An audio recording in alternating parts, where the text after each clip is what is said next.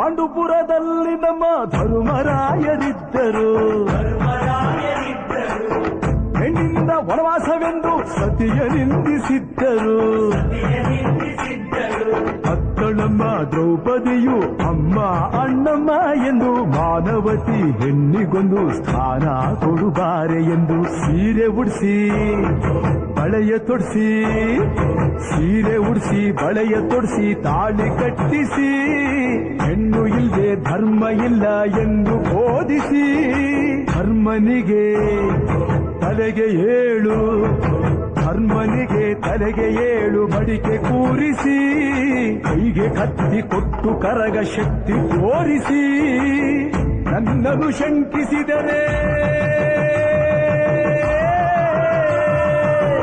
ನನ್ನನ್ನು ಶಂಕಿಸಿದರೆ ಪ್ರಳಯ ಎಂದಳಮ್ಮ.